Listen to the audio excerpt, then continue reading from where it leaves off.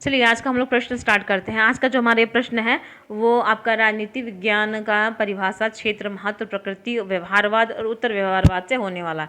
इससे पहले हम लोगों ने इसके कॉन्सेप्ट क्लियर कर लिए हैं, चीज़ों को पढ़ लिया, फैक्ट को। आज हम लोग इसके मतलब न्यू पैटर्न जो है यूपीटीजीटी पीजीटी का, उसके अकॉर्डिंग हम लोग आज क्वेश्चन करने वाले। चलिए हम लोग पहला प्रश्न स्टार्ट करते हैं। अगर आप लोगों को इसका प्रश्न का आंसर आता होगा तो इस प्रश्न का आंसर जरूर करिएगा, ठीक है, कमेंट में। हमारा जो पहला प्रश्न है वो क्या है, तो बताइएगा। राजनीति विज्ञान की आधुनिक प्रकृति को सबसे उपयुक्त रूप में कौन सा कथन व्यक्त करता है? क्या यह केवल राज्य के कानूनी स्वरूप का अध्ययन करता है? क्या राजनीति विज्ञान सिर्फ और सिर्फ राज्य के कानूनी स्वरूप का ही अध्ययन करता है, या फिर इसमें सत्ता, संस्था, व्यवहार, राजनीतिक प्रक्रियाओं का भी अध्ययन करता है? या यह केवल सरकारों के संवैधानिक नियमों का अध्ययन करता है, या फिर यह केवल राजनीतिक दर्शन के आदर्शों का अध्ययन करता है?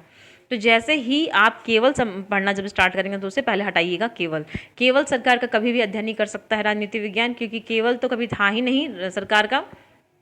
जब ये परंपरागत प्रकृति की बात करें, हम इसकी आधुनिक प्रकृति की ना बात करें, तो राजनीति विज्ञान का जब हम लोग परंपरागत प्रकृति की बात करते हैं तो उस समय में राजनीति विज्ञान जो था वो राज्य का और सरकार का दोनों का अध्ययन करता था।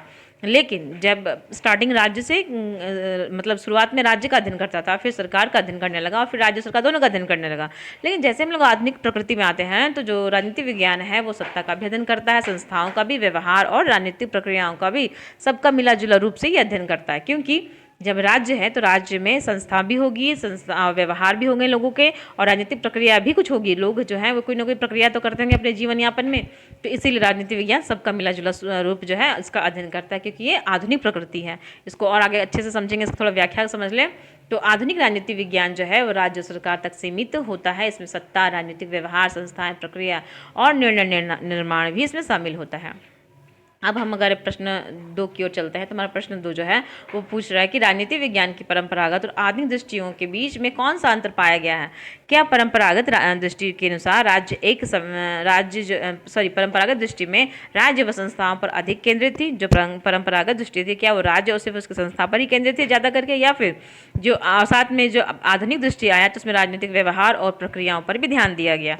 क्या ये सही होगा? या फिर प्राकृतिक दृष्टि केवल अर्थव्यवस्था पर केंद्रित थी? देखिए फिर से केवल है तो इसे सबसे पहले हटाइए। केवल अर्थव्यवस्था की तो बात करता ही नहीं, क्योंकि ये राजनीति विज्ञान है। आधुनिक दृष्टि ने राज्य की अवधारणा को पूरी तरह समाप्त कर दिया। आधुनिक जब दृष्टि आई तो राज्य को कैसे समाप्त कर देगा? राजनीति विज्ञान व्यक्तियों के ही अध्ययन से जुड़ा है, व्यक्तियों से जुड़े हर चीज़ का अध्ययन करता है। तो जब राज्य नहीं होंगे तो व्यक्ति रहेंगे कहाँ? व्यक्तियों का जो समूह जहाँ रहता है वही मिलकर के तो राज्य का निर्माण कर रहा है ना। तो आधुनिक दृष्टि में राज्य की अवधारणा को पूरी तरह समाप्त बिल्कुल नहीं कर सकता। दोनों दृष्टियों में कोई अंतर नहीं, बिल्कुल बहुत अंतर है। जब परंपरागत दृष्टिकोण से राजनीति विज्ञान कंप्लीट नहीं हो पाया, उसका जो व्यापक क्षेत्र था वो कंप्लीट नहीं हो पाया, तब जाके आधुनिक दृष्टिकोण आया, आधुनिक विचारक आए। आधुनिक विचारों ने इसमें क्या किया? राज्य के साथ साथ संस्थाओं को भी शामिल कर लिया, संस्थाओं के साथ साथ उसके अंतर्गत जितनी भी चीज़ें हैं उसको भी शामिल कर लिया। इसमें सभी लोगों के व्यवहार पे, सत्ता, दबाव समूह, राजनीतिक दल, सभी चीज़ों का इस पर ध्यान केंद्रित कर दिया। तो इसलिए क्या होगा हमारा सही आंसर? सही आंसर क होगा। परंपरागत दृष्टि में सिर्फ राज्य संस्था पर ही केंद्रित थी, पर जब आधुनिक दृष्टिकोण आया तो राजनीतिक व्यवहार और प्रक्रिया दोनों पर ही ये चीज़ें ध्यान देने लग गई। इसकी व्याख्या देख ले तो परंपरागत अध्ययन में राज्य, सरकार, संविधान और संस्थाएं इसकी प्रमुख थी। आधुनिक दृष्टिकोण ने व्यक्ति, समूह, व्यवहार, सत्ता और राजनीतिक प्रक्रियाओं को भी अध्ययन का केंद्र बना लिया है ना। आगे बढ़ते हैं प्रश्न 3 पर। राजनीति विज्ञान के क्षेत्र का विस्तार का सबसे उपयुक्त कारण कौन सा है? क्या राजनीतिक घटनाओं की जटिलता बढ़ी और व्यवहार तथा अनौपचारिक प्रक्रियाओं का महत्व स्पष्ट हुआ, ये होगा? या फिर राज्य और सरकार का महत्व ही समाप्त हो गया? बिल्कुल नहीं, राज्य और सरकार का कभी भी महत्व समाप्त ही नहीं हो सकता। महत्व ही समाप्त हो जाएगा जब राज्य और सरकार का महत्व ही समाप्त हो जाएगा, तो फिर वो राजनीतिक विज्ञान कहाँ रह गया? केवल दर्शन का प्रभाव पड़ा? बिल्कुल नहीं। राजनीतिक संस्थाएं समाप्त होगी? बिल्कुल नहीं। राजनीतिक संस्थाएं जो हैं वो व्यक्ति के जीवन निर्वाह के लिए बहुत ज़रूरी है। अगर व्यक्ति इकट्ठे होकर कहीं रह रहा है, समूह में रह रहा है, तो संस्थाएं हैं जो उसके दिनचर्या को चलाने के लिए, उसके जीवन की प्रक्रिया को चलाने के लिए बहुत बड़ी भूमिका निभाती है। तो राजनीति विज्ञान जो है वो राजनीतिक घटनाओं की जटिलता बढ़ी इसमें, क्योंकि व्यक्ति जो था शुरुआत में वो कैसे रहता, साधारण रूप से जीवन जीता था, परंतु जैसे जैसे समय बीता उसकी महत्वाकांक्षाएं बढ़ी, तो वो कई प्रकार की क्रियाएं करने लगा, जिस क्रिया में कुछ गलत तो कुछ सही हुए। तो इसी वजह से राजनीतिक घटनाएं क्या और जटिल होने लगी। तो इसी वजह से राजनीति विज्ञान जो है व्यवहार तथा अनौपचारिक प्रक्रियाओं का इसमें महत्व बढ़ गया, कि इसमें अब लोगों के व्यवहार का भी अध्ययन किया जाए और जो अनौपचारिक प्रक्रियाएं हो रही है उसका भी इसमें अध्ययन किया जाए। ये सब चीज़ें इसमें शामिल हो गई। इसका व्याख्या देख ले तो आधुनिक राजनीति में दल का भी, दबाव समूह का भी, जनमत, राजनीतिक संस्कृति का और संचार जैसे तत्व महत्वपूर्ण हुए, इसलिए इस विषय का क्षेत्र क्या हो गया और विस्तृत हो गया, है ना। तो आगे बढ़ते 4 में, तो व्यवहारवाद ने राजनीति विज्ञान के अध्ययन में किस पर विशेष बल दिया। तो इसमें राजनीति व्यवहार जब आया, ये तो एक आदर्श राज्य की कल्पना कभी नहीं कर सकता। आदर्श भाई दार्शनिक तक की तो बात है नहीं, इसमें कल्पनाओं पे तो जीवन चलता नहीं है। राजनीतिक व्यवहार ने अनुभव और वैज्ञानिक अध्ययन पर बल दिया, इसमें अनुभव की भी बात शामिल हो गई।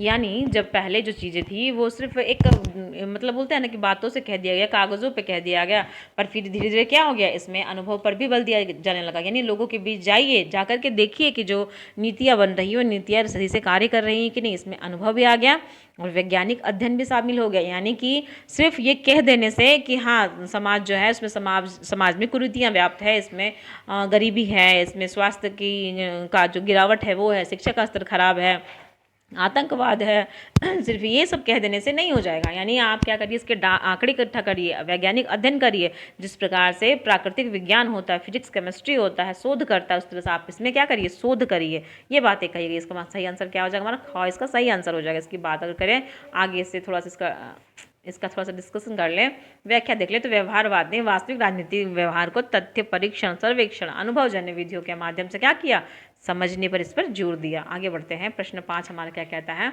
कि व्यवहारवादी दृष्टिकोण के संदर्भ में निम्न में से कौन सा कथन सही है। यानी व्यक्ति के राजनीतिक व्यवहार के अध्ययन को इससे बाहर रखना ये होगा, या फिर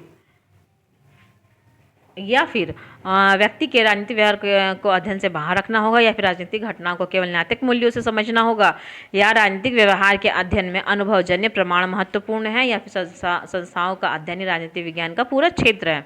तो देखिए व्यवहारवादी दृष्टिकोण जो है, व्यवहारवादी दृष्टिकोण कब आया, जब द्वितीय विश्व युद्ध हो गया तब 1950 में जो अमेरिकी राजनीतिक वैज्ञानिक थे जैसे कि डेविड स्टन हो गए, रॉबर्ट डहल हो गए, तो इन लोगों ने एक बात नोटिस किया।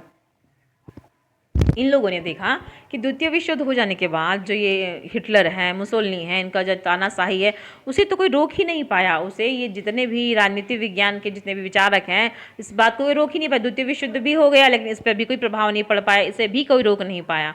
तो इस वजह से इन वैज्ञानिकों ने क्या किया, मतलब डेविड स्टन ने कहा कि नहीं, अब सिर्फ बात कहने से नहीं होगा, इन बातों के साथ साथ अब इसका आप डाटा इकट्ठा करिए। अब इसे नेचुरल मतलब प्राकृतिक विज्ञान के अध्ययन के हिसाब से करिए। जैसे प्राकृतिक विज्ञान में यानी फिजिक्स केमिस्ट्री में अध्ययन जुड़ता है, वैज्ञानिक शोध होते हैं। अब आप शोध करिए, अब डाटा इकट्ठा करिए, कलेक्ट करिए, लोगों के बीच जाइए, जा करके उनसे पूछिए कि किस प्रकार से क्या चीज़ें परिस्थितियाँ चल रही है। इसलिए राजनीति व्यवहार के अध्ययन में क्या हो गया, ये अनुभवजन्य हो गया, प्रमाण महत्वपूर्ण हो गया। यानी अनुभव लीजिए, वास्तविक लोगों के अनुभव लीजिए, अनुभव लेकर के उसका प्रमाण लाइए। इस तरीके से इसमें बातें कही गई, ठीक है।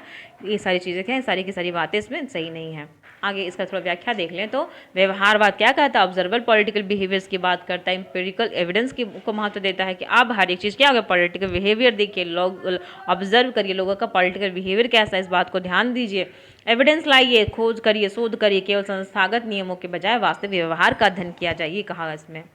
प्रश्न 6 कहता है डेविड स्टन के राजनीतिक व्यवस्था दृष्टिकोण में इनपुट का क्या उदाहरण है। जैसे जिस प्रकार से कंप्यूटर में हम कुछ चीज़ सर्च करते हैं तो पहले क्या करते हैं, इनपुट डालते हैं, अपने डाटा को अंदर करते हैं, तब जाके हमें आउटपुट मिलता है। तो वैसे ही इसमें कहा, डेविड स्टन ने कहा कि ठीक है, राजनीतिक व्यवहार जो है, जब आपको राजनीतिक व्यवस्था में इनपुट समझना है तो आप पहले क्या करिए, जनता के बीच जाइए, जनता की मांगों को क्या करिए, समझिए, समझने के बाद उसको समर्थन करिए। जब जनता की मांगों को आप जानेंगे, उसका समर्थन करेंगे, तो आप क्या लाएंगे, आप उनके मांगों के अनुसार नीतियाँ लाएंगे। जब नीतियाँ वो जनता की मांगे के अनुसार होगी तो कोई विरोध नहीं होगा, देश आराम से चल पाएगा। ये बात डेविड स्टन ने कही।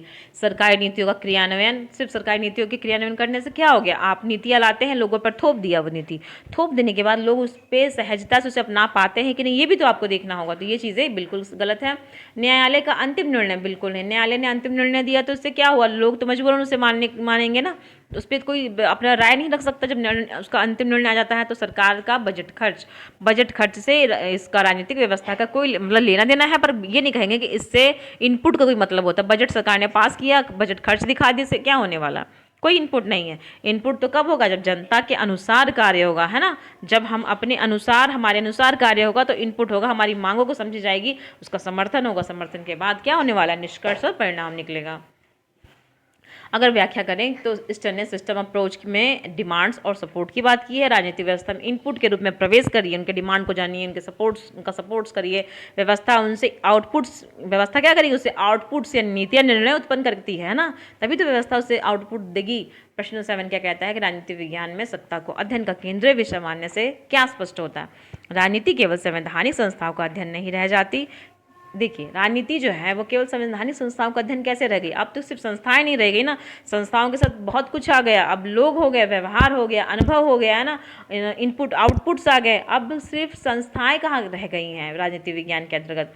सत्ता है, सत्ता में किस प्रकार से कार्य किया जा रहा है, सिर्फ कार्यों से काम नहीं होता, उस कार्यों पे आपने जो कार्य किया उसका निष्कर्ष क्या निकला, इस निष्कर्ष पर भी ध्यान दिया जा रहा है। तो हमारा आंसर क्या होने वाला है, हमारा आंसर क सही होगा। राजनीति केवल संवैधानिक संस्थाओं का अध्ययन नहीं रह जाती। राजनीति का संबंध केवल चुनाव से, देखिए केवल तो हटा ही दीजिए, केवल अंतर्राष्ट्रीय राजनीतिक सीमित नहीं, केवल अंतर्राष्ट्रीय राजनीतिक सीमित राजनीति तक कैसे सीमित रह सकती है, बिल्कुल नहीं।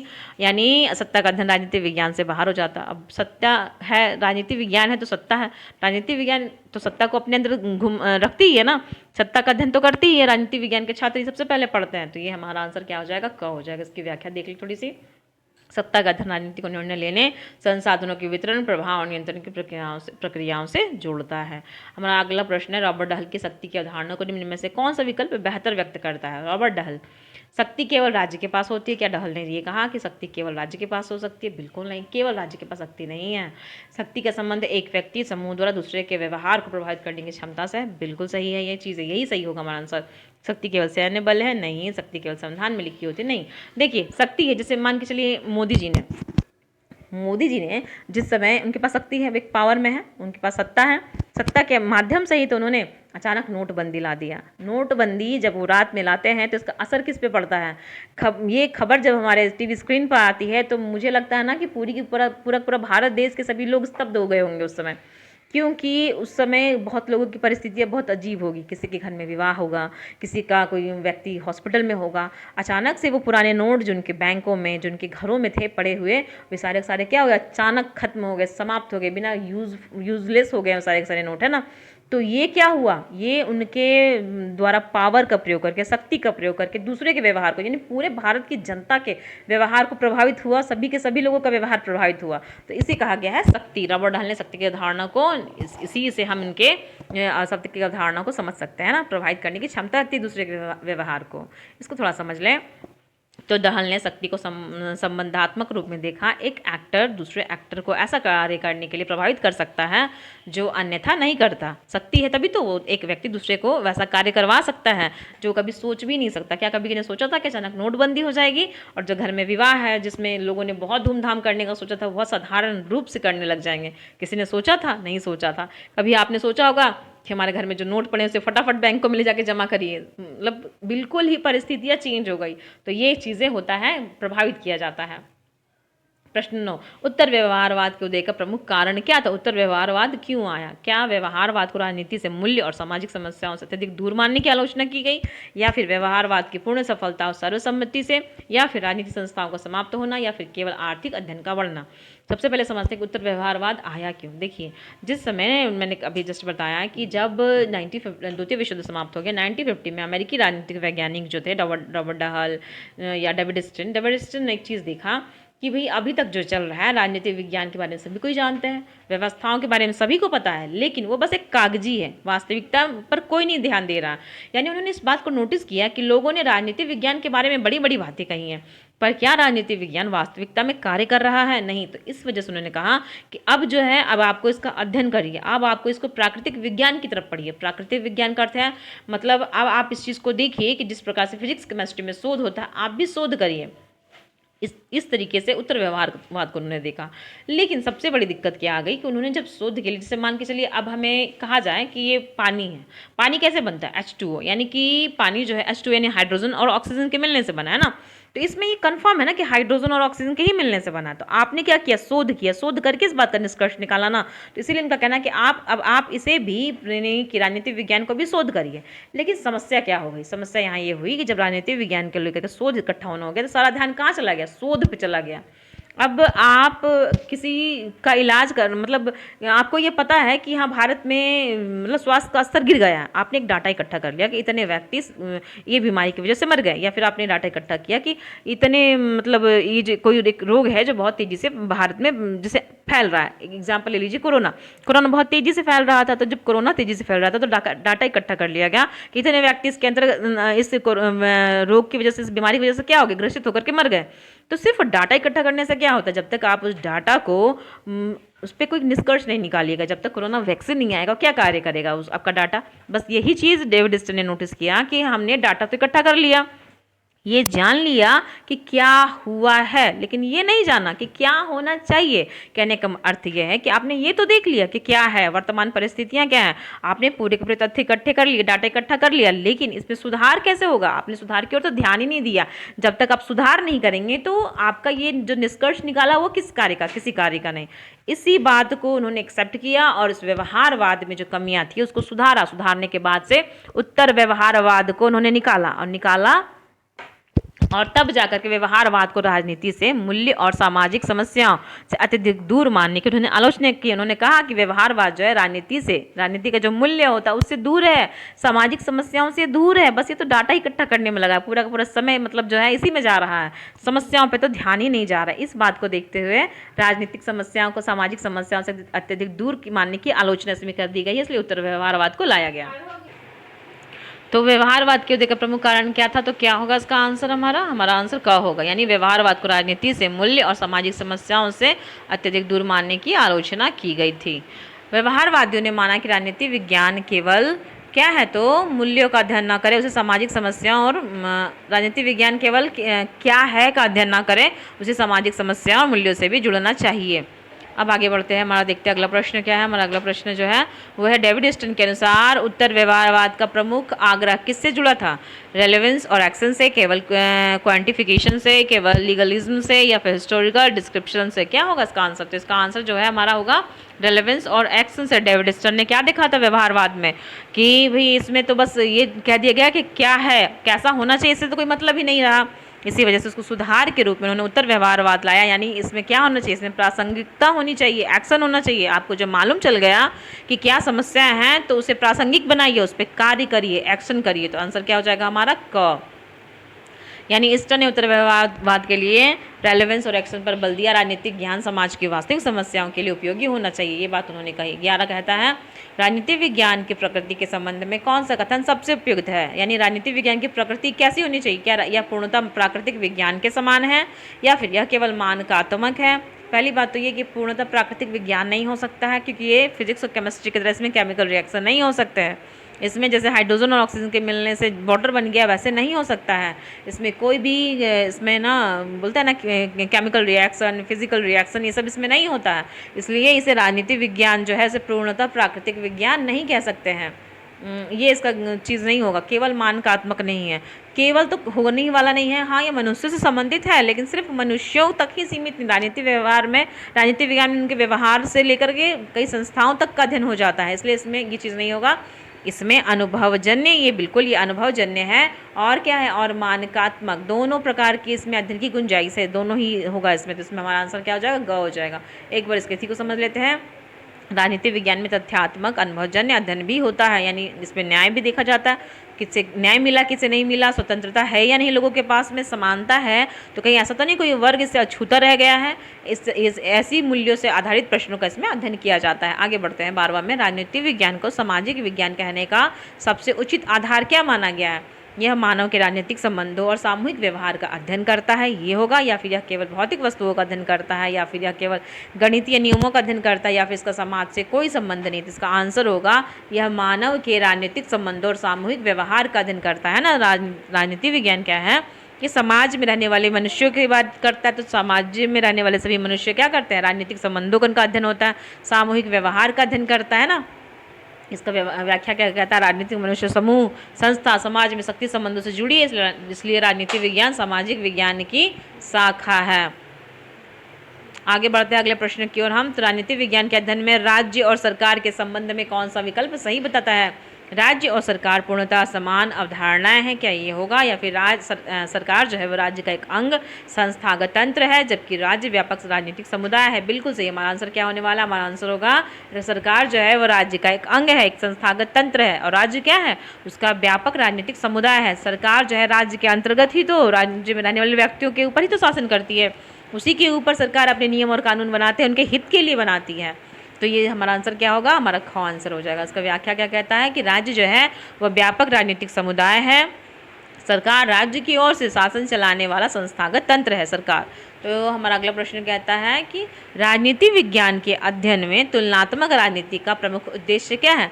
तुलनात्मक राजनीति क्या करेगा? तुलना करेगा। तो इसका आंसर क्या होना चाहिए? देखिए, विभिन्न राजनीतिक व्यवस्थाओं और समानताओं और भिन्नताओं का व्यवस्थित अध्ययन। चूंकि ये विभिन्न है यानी कई राजनीतिक व्यवस्थाओं की बात हो रही है, तो इसीलिए राजनीति विज्ञान क्या करता है? ऐसा तो नहीं सिर्फ हम अपने देश की राजनीति को समझते हैं, हम अंतर्राष्ट्रीय राजनीति को भी समझने का समझते हैं। तो इसका क्या अर्थ हो गया कि ये विभिन्न राजनीतिक व्यवस्थाओं की और उनकी समानताओं और भिन्नताओं का व्यवस्थित अध्ययन करता है। केवल अपने देश के संविधान को पढ़ता है? बिल्कुल नहीं। हम अमेरिका के भी संविधान को समझते हैं, ब्रिटेन के भी संविधान को समझते हैं, कनाडा को भी समझते हैं। इस तरीके से जो राजनीति विज्ञान जो है, हम लोग राजनीति विज्ञान में ही तो ये सब चीज़ें पढ़ते हैं। तो राजनीति विज्ञान जो है वो कई सारे देश के संविधान को पढ़ता है। बिल्कुल यही होगा, ये केवल नहीं होगा अपने देश का। इसलिए विभिन्न राजनीतिक व्यवस्थाओं और समानताओं की भिन्नताओं का व्यवस्थित अध्ययन करता है। यह केवल युद्ध का इतिहास पढ़ता है? बिल्कुल नहीं। या केवल राजनीतिक दर्शन पढ़ता है? ये भी नहीं होगा। तुलनात्मक राजनीति विभिन्न राजनीतिक व्यवस्थाओं के संस्थाओं, व्यवहार, प्रक्रियाओं की तुलना करके निष्कर्ष निकालने का प्रयास करती है। 15वां क्या कहता है? कौन से युग में व्यवहारवादी दृष्टिकोण की विशेषता को सबसे अच्छी तरह दर्शाता है? क्या होता है ये? तो इसका आंसर हम लोग ने देखा कि मूल्य निर्णय और आदर्श राज्य की तो बात नहीं करता। आदर्श राज्य परंपरागत राजनीति विज्ञान का हिस्सा है। उस समय सिर्फ राज्य के बारे में, राज्य के आदर्शों के बारे में अध्ययन होता था। पर जब आधुनिक दृष्टिकोण आया है, व्यवहारवाद क्या है? द्वितीय विश्व युद्ध के बाद यानी 1950 से इसकी गणना की जा रही है। तो जब ऐसा है तो इसमें अनुभवजन्य अध्ययन शामिल हो जाएगा और राजनीतिक व्यवहार इसमें शामिल हो जाएगा, है ना। केवल संवैधानिक कानून और न्यायशास्त्र बिल्कुल नहीं, केवल ऐतिहासिक वर्णन नहीं। हमारा इसका व्यवहारवाद ने ऑब्जर्वल बिहेवियर और इम्पेरिकल रिसर्च और वैज्ञानिक पद्धति को विशेष महत्व दिया है ना। इसमें बिहेवियर देखा जाता है, इसमें रिसर्च होते हैं, वैज्ञानिक पद्धतियाँ, शोध आते हैं इसमें। मूल्य मुक्तता की धारणा पर उत्तर व्यवहारवादी आलोचना का मुख्य आशय क्या है? सबसे पहले हम लोग समझते हैं मूल्य मुक्तता क्या है। तो जब डेविड स्टन आए, उन्होंने कहा कि जो शोध होंगे इसमें, उसमें सिर्फ ये देखा जाएगा कि क्या है, मतलब आप जो शोध कर रहे हो उसमें क्या है ही आप देखिए, यानी कि अपने विचार से उसमें निष्कर्ष मत निकालिए कि हमें ये पसंद है या ना पसंद है। जैसे हाइड्रोजन ऑक्सीजन के मिलने से पानी बन रहा है, तो आप ये मत सोचिए कि हाइड्रोजन क्यों ऐसा है, ऑक्सीजन क्यों ऐसा, मत सोचिए। और हाइड्रोजन ऑक्सीजन के बारे में कोई निर्णय भी मत निकालिए। ये बातें उन्होंने कही थी, ठीक है। तो इस तरीके से हमारा आंसर क्या सही होगा? हमारा आंसर सही होगा, राजनीति विज्ञान में मूल्य और सामाजिक उत्तरदायित्व को पूरी तरह नज़रअंदाज करना उचित नहीं है। इसमें राजनीति विज्ञान में क्या होता है? मूल्य पे ध्यान दिया जाता है और सामाजिक उत्तरदायित्व को इसमें ध्यान दे करके इसके पे किया जाता है ना। क्योंकि जब ये नहीं था तो उसका क्या रिजल्ट आया? उसका रिजल्ट ये आया कि सिर्फ समस्या निकली, समस्या का समाधान नहीं हो पाया था, है ना। इस वजह से उत्तर व्यवहारवाद इन्होंने डेविड स्टन ने लेके आया। उन्होंने व्यवहारवाद मूल्य को हटा दिया था, मूल्य से मुक्त कर दिया था। लेकिन जब उत्तर व्यवहारवाद लाए तो उन्होंने इसमें क्या कहा? इसमें प्रासंगिकता की बात करी, प्रासंगिक होना चाहिए और एक्शन होना चाहिए, इसमें क्रिया होनी चाहिए। इसका हम लोग देख लें तो उत्तर व्यवहारवाद ने राजनीति ज्ञान समाज की वास्तविक समस्याओं से कटकर केवल तकनीकी और मूल्य निरपेक्ष नहीं रह सकता, ये बात कही कि ये सामाजिक समस्याओं से कट थोड़ी नहीं सकता है। इसलिए उन्होंने कहा कि उत्तर व्यवहारवाद आना चाहिए। ये केवल तकनीक देख रहा है, केवल मूल्य निरपेक्ष है, ऐसे कैसे हो सकता है? इस वजह से उत्तर व्यवहारवाद को लाया गया। 17 कहता है राजनीति विज्ञान के महत्व को सबसे व्यापक रूप से कौन सा विकल्प व्यक्त करता है? ये है, इसका आंसर क्या होगा? इसका आंसर डायरेक्ट बात कर लेते हैं। तो यह नागरिकों को राजनीतिक समस्या, अधिकार, कर्तव्य और शासन प्रक्रियाओं को समझने में सहायता करता है। यह केवल सरकारी कर्मचारी के लिए उपयोगी है? नहीं, केवल सरकारी कर्मचारी का, ये तो पूरे नागरिक की बात इसमें आती है। केवल चुनाव? बिल्कुल नहीं। केवल प्राचीन राजनीतिक विचारक? नहीं। केवल है, ये तो ऐसे ही छट जा रहे हैं सारे के सारे। हमारा आंसर क्या हो जाएगा? क सही हो जाएगा। यानी राजनीति विज्ञान में नागरिक चेतना का, लोकतांत्रिक सहभागिता का, अधिकारों का, संस्थाओं को, सार्वजनिक नीति को समझने में ये मदद करता है ना। आगे बढ़ के देखते हैं हम लोग। आगे बढ़ते प्रश्न 18 में राजनीति विज्ञान के क्षेत्र के आधुनिक विस्तार को कौन सा विकल्प सबसे अच्छी तरह दर्शाता है? तो केवल संसद और न्यायालय नहीं, बिल्कुल नहीं। केवल राज्य का कानूनी स्वरूप तो नहीं। राजनीतिक दल, दबाव समूह, जनमत, राजनीतिक संस्कृति और राजनीतिक व्यवहार भी, इसमें सब कुछ शामिल हो जाता है राजनीति विज्ञान में ना। केवल राजतंत्र का इतिहास तो नहीं। राजतंत्र तो अब उस समय नहीं था। जब ये आधुनिक दृष्टिकोण है तो राजतंत्र की बात कहाँ रह गई। आधुनिक दृष्टिकोण ने औपचारिक संस्थाओं के साथ अनौपचारिक समूह, राजनीतिक संस्कृति, जनमत और व्यवहार को भी अध्ययन में शामिल किया, बिल्कुल, है ना। 19 कहता है, यदि कोई शोधकर्ता यह जानना चाहता है कि युवा मतदाता मतदान का निर्णय किन सामाजिक कारकों के आधार पर लेते हैं, तो कौन सा दृष्टिकोण सबसे उपयुक्त होगा। अगर आप वोट देने जाएंगे तो आप क्या आधार मानेंगे, नेता के अंदर क्या देखेंगे कि वो कितना बड़ा क्रिमिनल है, कितना मतलब पढ़ा लिखा नहीं है, ये सब देखेंगे नहीं। आप क्या सोचेंगे कि व्यवहार में इसने जो वादे किए हैं वो कितना सही है, ये देखने का प्रयास करेंगे ना कि ये व्यक्ति उन वादों को पूरा कर सकता है, यानी ये शासन को संभालने लायक योग्य है या नहीं, ये सब जानने का प्रयास करेंगे। यानी क्या देखना स्टार्ट करेंगे आप, व्यवहारवादी दृष्टिकोण अपनाएंगे वहाँ पे, यानी समझने का प्रयास करेंगे कि ये व्यक्ति जो है सो जो ये बोला है ये सच है या नहीं, ये कर पाएगा या नहीं, है ना। इसको भी देख ले आगे। फिर उसकी व्याख्या क्या कहता है, यदि युवा मतदाताओं के वास्तविक मतदान व्यवहार और उसके सामाजिक कारणों का अनुभवजन्य अध्ययन व्यवहारवादी दृष्टिकोण से अधिक मेल खाता है। अनुभवजन्य होगा ना, आप उसके सामाजिक कारकों को देखिएगा, ये व्यक्ति वाकई में पद योग्य है या नहीं है। 20वां क्या कहता है, यदि राजनीति विज्ञान केवल क्या है का अध्ययन करे और क्या होना चाहिए इसे प्रश्नों को पूरी तरह छोड़ दे तो उत्तर व्यवहारवादी किस आधार पर इसकी आलोचना करेगा। क्या कहेगा व्यवहारवादी, जब वो ये छोड़ ही देगा क्या होना चाहिए तो फिर क्या पता चला, कुछ भी तो पता नहीं चला ना। यानी कि ये क्या हो जाएगा, राजनीति विज्ञान सामाजिक मूल्यों और वास्तविक समस्याओं से क्या होगा, कट जाएगा। जैसे हो रहा था व्यवहारवाद में, यही हो रहा था ना, उन्होंने डाटा तो इकट्ठा कर लिया परंतु उसका निष्कर्ष नहीं निकाला, उसका रिजल्ट नहीं दिया। जब परिणाम ही नहीं आएंगे, वो परेशानियां खत्म ही नहीं होगी तो क्या फ़ायदा। वो क्या हो गया, वास्तविक समस्याओं से वो कट गया। तो हमारा आंसर क्या हो जाएगा, हमारा क हो जाएगा इसका आंसर। उत्तर व्यवहारवाद के अनुसार राजनीतिक अध्ययन में सामाजिक रेलेवेंस होनी चाहिए, प्रासंगिकता होनी चाहिए सामाजिक, और मूल्यों की भूमिका को पूरी तरह नकारना विषय को समाज की वास्तविक समस्याओं से दूर कर सकता है ना। चलिए आज का हमारा क्लास कंप्लीट होता है। आप लोग इस वीडियो को देख लीजिएगा, जो भी प्रश्न इसमें रुक जाएंगे, आपको समझ ना आता हो तो आप कमेंट कर लीजिएगा, और मिलते हैं अगले वीडियो में अपने अगले क्लास के साथ में।